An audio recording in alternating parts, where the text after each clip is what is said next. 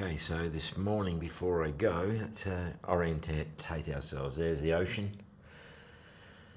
probably the Indian Ocean. Australia is that way. There is Mozambique, there is Zimbabwe. We are about, we're over here somewhere. We're there, Boxburg.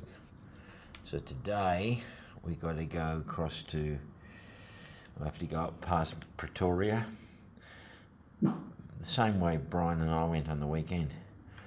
Then we're going to go across past Rustenburg this time and all the way to the little outpost, which for a time in 1899 was the most famous place on earth, Mafeking.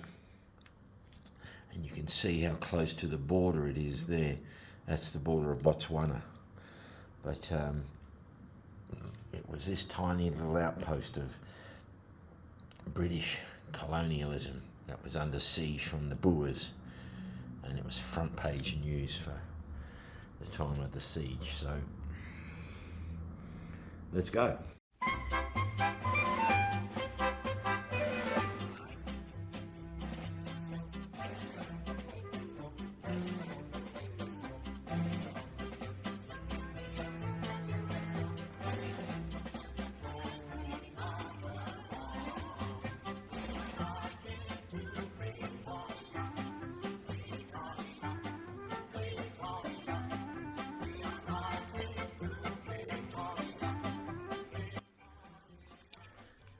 Okay folks, we just left Gauteng. My phone, well firstly we're on our way to Mafeking, right? My phone has taken me down all these tiny back roads through towns. This road here, okay, like I wanted to travel on freeways, this road has potholes that if you went over them at speed would snap your axle in half, you'd shred your tyres. It's atrocious. Fortunately it's daytime and I'm going real slow. They've got another thing, they've got these guys with brooms that are sweeping the shit back into the potholes and then waving their arms with the broom. Well, I suppose I shouldn't have, but I slowed up and I gave one guy a £5 coin.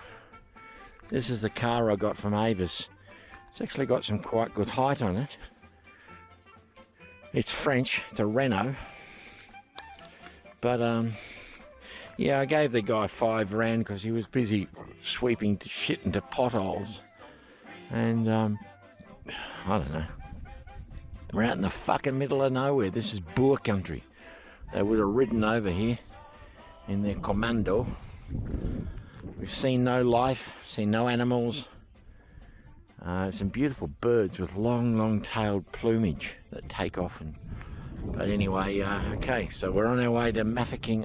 I left 2 hours ago. It says I've still got about 2 hours to go, and it's only a 3.5 hour drive. But no, I should be there by midday, it says, and it's now 20 to 10, and I left at about 7:30. Stop recording. A quick stop off. I just saw these on the way. This is the first turn off I've seen Mafeking mentioned. Aren't these beauties? For you steam train enthusiasts, look at them. Beauties. You know, I'm not sure the train line runs around here anymore. You know, it's a little bit dodgy stopping, I suppose, but I'm out in the country. Surely I can just... Here's another one. I know Brian likes trains, so we'll get a photo of this one.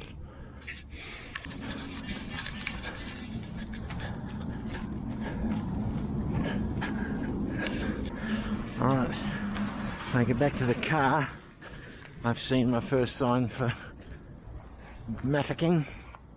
Would like a photo of me with the sign for Mafeking. I'm not seeing any Africans rushing towards me. Now this is Ventersdorp.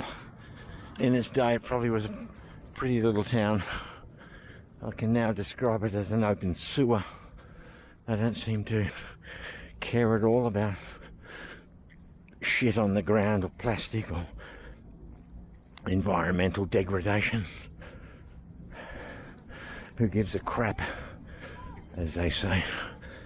Anyway, once again for you steam train enthusiasts, a couple of buttes.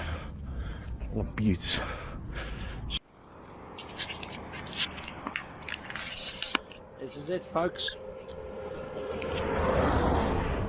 Just about done it. I've just about reached Mafeking. Fantastic, eh?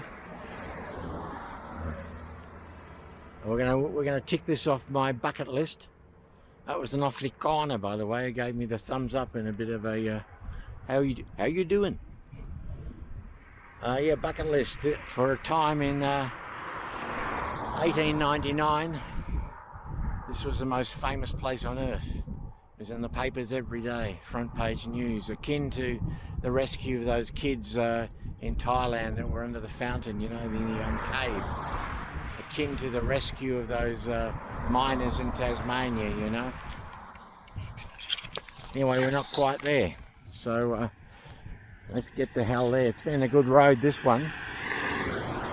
Been able to do like 120 most of the way.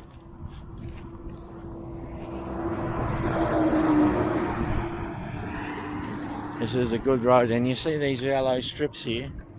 It's sort of where in Australia you'd pull over or whatever, but they use them here as a slow lane, so people drive in the yellow strip if they can't quite hack the pace of 120k an hour. They know no fear with overtaking.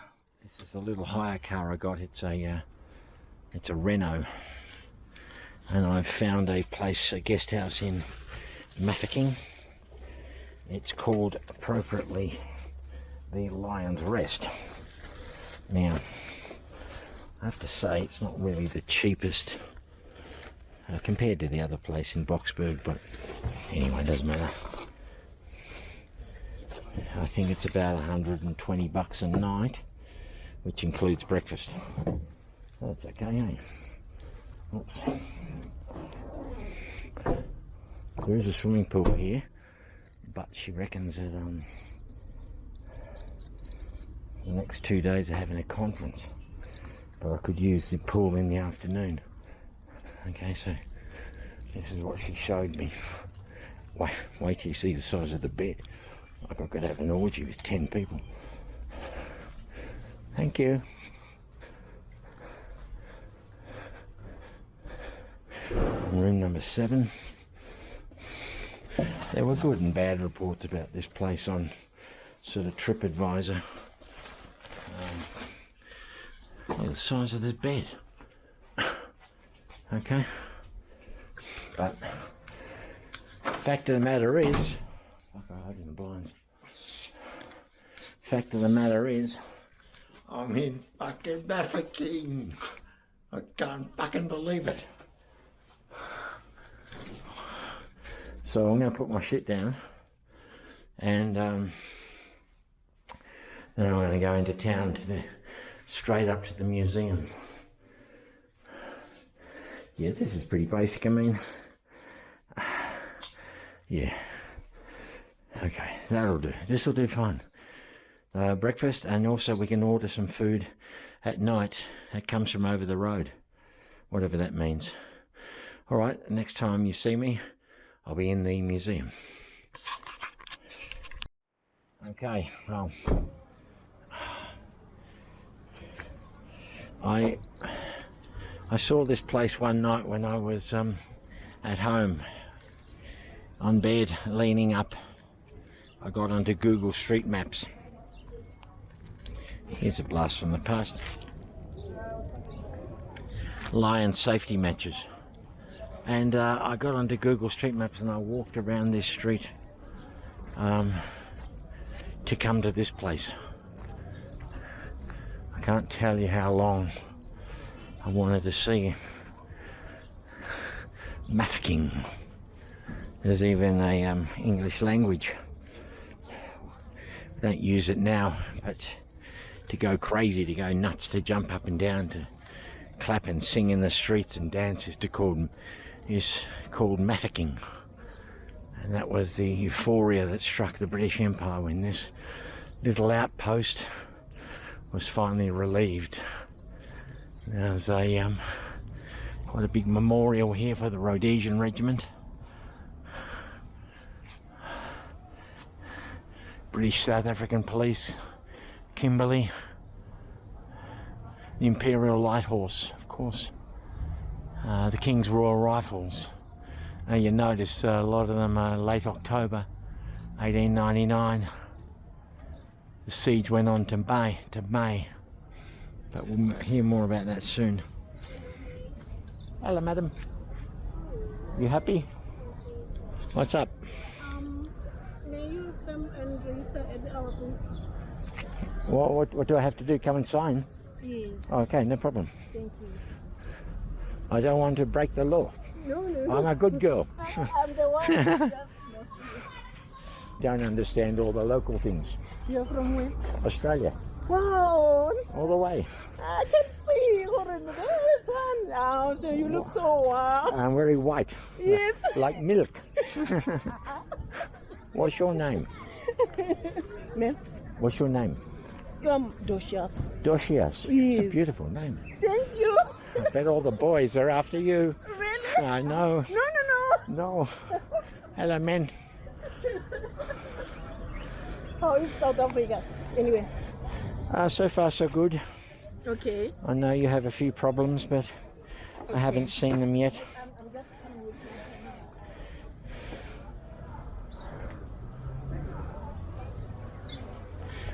How long you have been here? I've been here 10 days. 10 days. Yeah. And, But I hope you are enjoying. oh, I love it. Wow. I love it. Oh, my vehicle. Are you alone? Yeah. Oh, I saw the other car just following you. I thought 21 in KV 21 maybe. I don't know. GP. GP. Okay.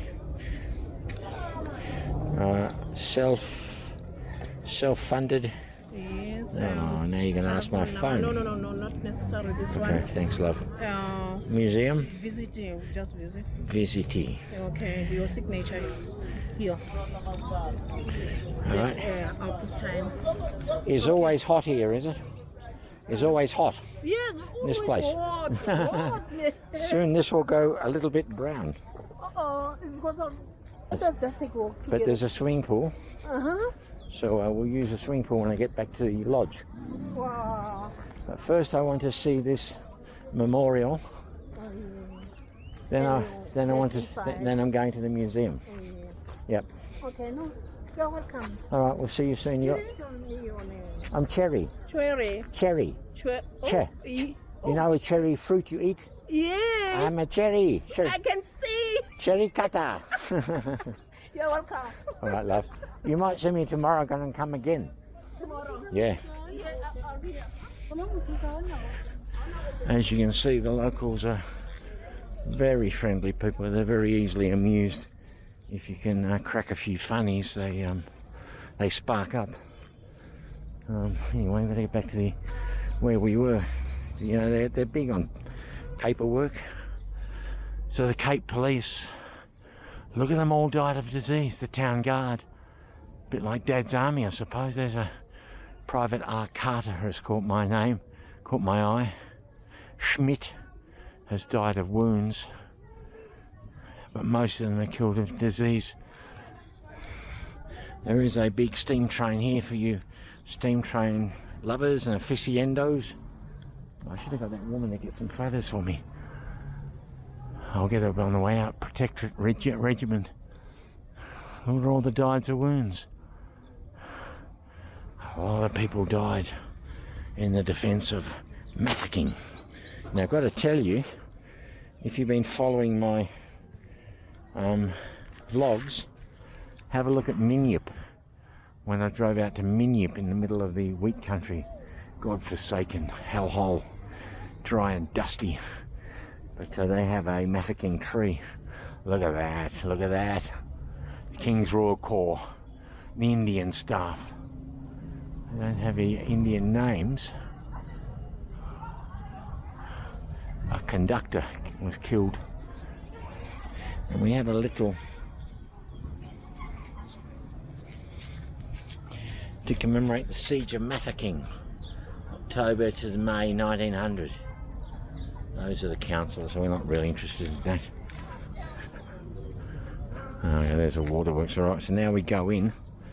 Hopefully with enough grunt left in the Osmo, but it's a beautiful. It's a beautiful.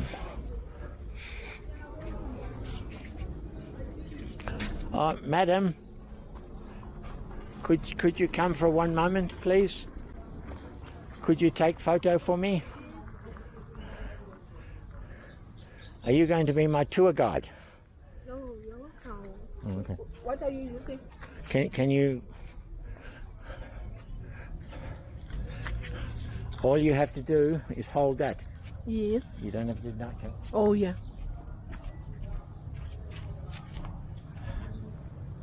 Am I allowed to stand up? Yes. Sure. Okay. Thanks a lot. Are you coming in? You don't go that side? No, train. Okay. Maybe later. How about it?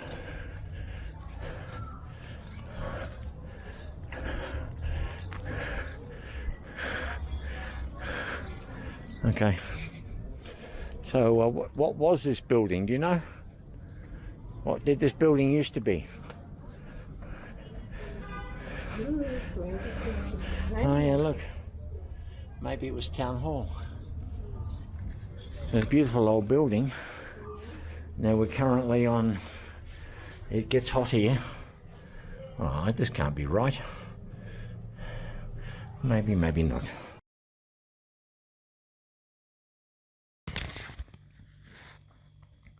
The 26th.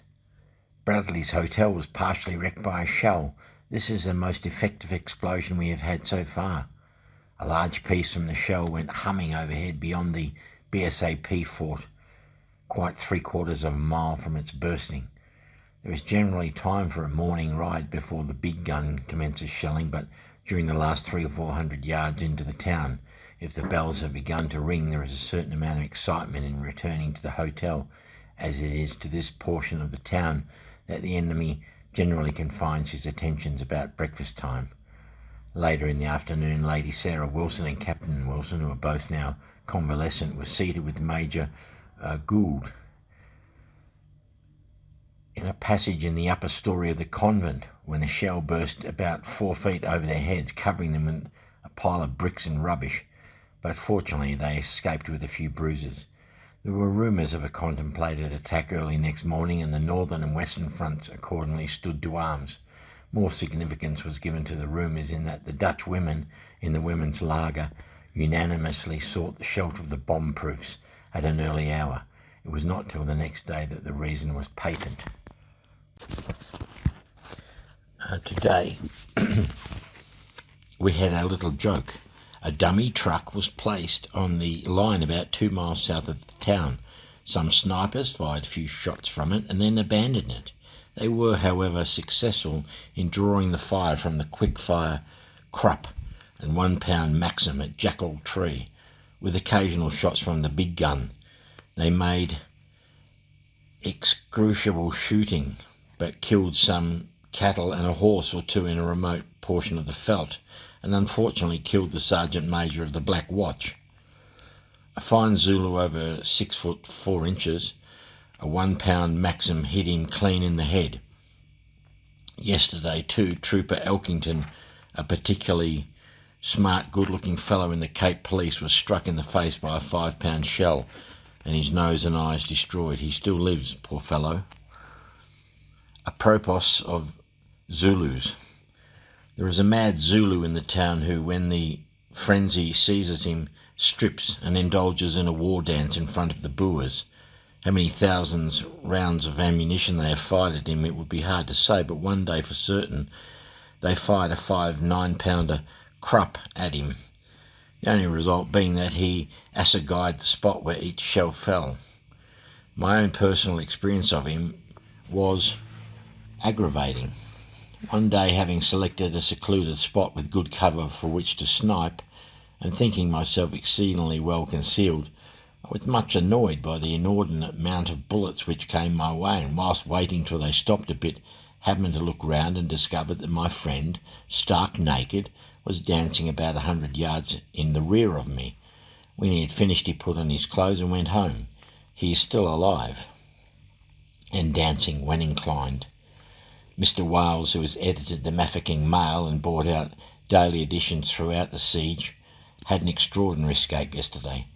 A 94-pound shell came into his office and exploded while he was talking to two other men, wrecking the place, but provincially only slightly scratching one man.